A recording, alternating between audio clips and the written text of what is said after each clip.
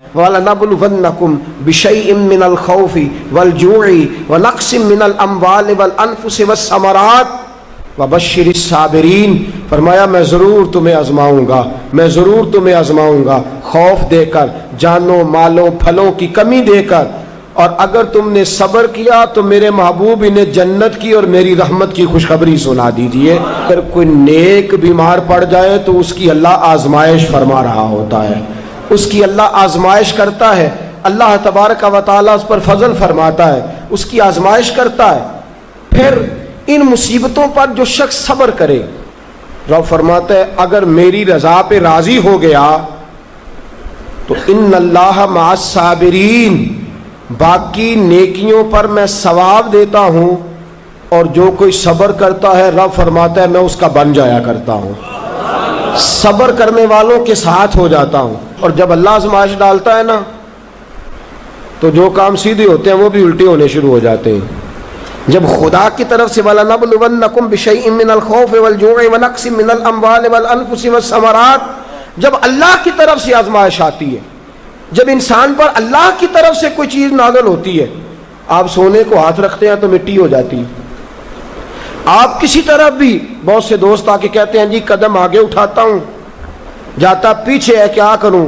تو میں اکثر عرض کرتا ہوں کہ تھوڑے دن قدم اٹھانا ہی چھوڑ دیں، کیا کریں؟ بیٹھ کے اللہ اللہ کریں، صبر کریں، دعا کریں۔ کچھ وقت انسان پر ایسا ہوتا ہے، تلک الایام نداولها بین الناس، جو اللہ نے انسان کے دن بدل کے رکھنے ہوتے ہیں، کچھ وقت ایسا ہو، پھر ایک وقت آتا ہے کہ وہی انسان مٹی میں ہاتھ رکھتا ہے تو اللہ اسے سونا بنا دیتا ہے۔ رب آزمائش کرتا ہے، رب آزماتا ہے۔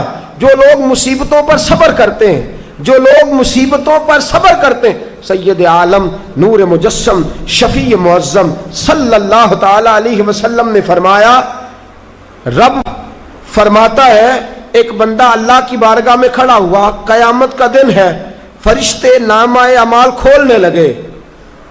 اللہ نے فرمایا فرشتوں تمہیں پتہ ہے میں نے اسے دنیا میں بڑے دکھ دیے تھے، اس پر بڑی آزمائشیں آئی تھیں، اس نے زندگی بڑی تکلیف میں گزاری تھی، تمہیں خبر ہے؟ یا اللہ ہم جانتے ہیں، بڑا صابر ہے، بڑا صابر ہے، اس نے صبر کے ساتھ وقت گزارا، صبر کے ساتھ اپنے اوقات کو طے کیا۔ رب فرماتا ہے جو اتنا صبر کرے میں اس کا نامہ اعمال ٹٹولوں، اس کا نامہ اعمال کھولتے ہوئے مجھے شرم آ رہی ہے، سارا کچھ لپیٹ دو اور بغیر حساب کتاب اسے جنت میں داخل کر دو۔ یہ صبر کرنے والا ہے، یہ صبر کرنے والا ہے۔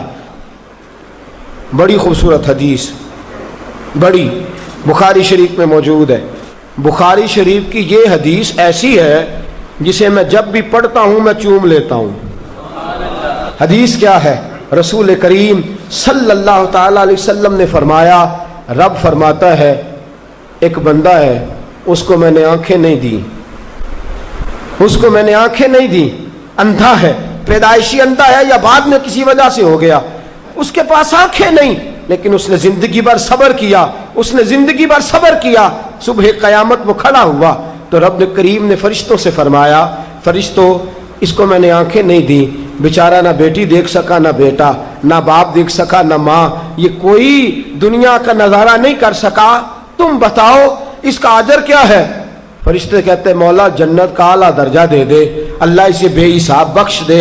تو رب فرماتے اس نے ساری زندگی بغیر آنکھوں کے صبر کیا ہے، اسے صرف جنت نہیں ملے گی بلکہ آج اسے اس کا رب اپنا دیدار بھی کرائے گا۔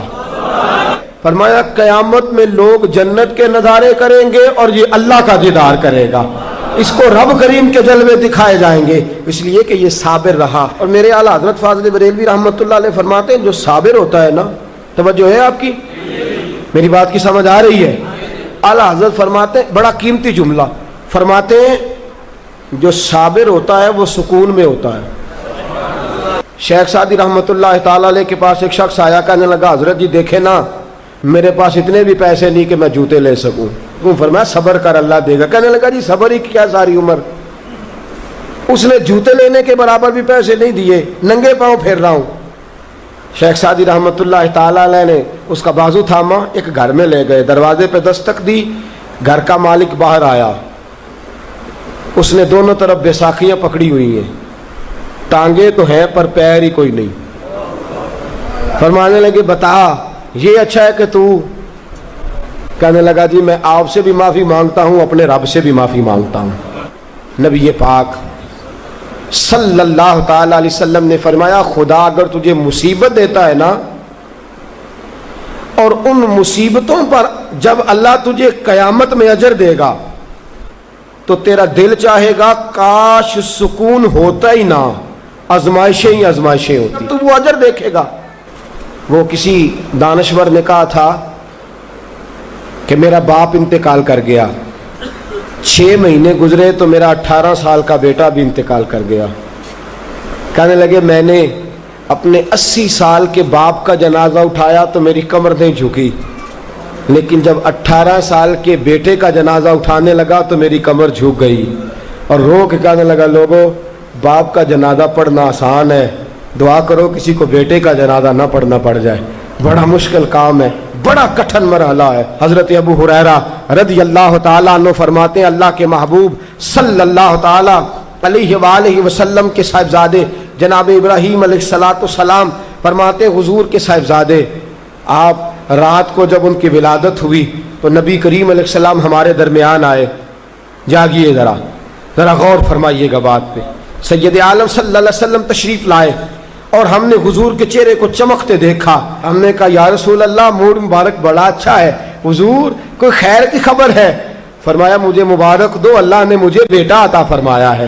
فرماتے ہیں اگلے ہی دن، ایک روایت ہے کچھ عرصے کے بعد، ایک روایت ہے اگلے ہی دن ظہر کے بعد میرے محبوب نے پیار کرنے کے لیے بیٹا اٹھایا اور صاحبزادے کی سانسیں اکھڑنے لگی۔ رسول پاک کے صاحبزادے نبی پاک کے مقدس ہاتھوں میں سانسیں اکھڑ رہی ہیں، حضور کے دستے مبارک میں صاحبزادے نے وصال کر دیا۔ آنکھیں بند کی تو نبی کریم کی مقدس آنکھوں میں آنسو آئے۔ رات خوشی تھی، رات حضور مبارکیں وصول کر رہے تھے، رات مسکرا رہے تھے، ایک ہی تو رات گزری ہے، 24 ہی تو گھنٹے ہوئے ہیں، آنکھوں میں آنسو بھر آئے ہیں۔ حضرت عبداللہ ابن عمر رضی اللہ تعالیٰ عنہ عرض کرتے ہیں یا رسول اللہ آپ رو رہے ہیں؟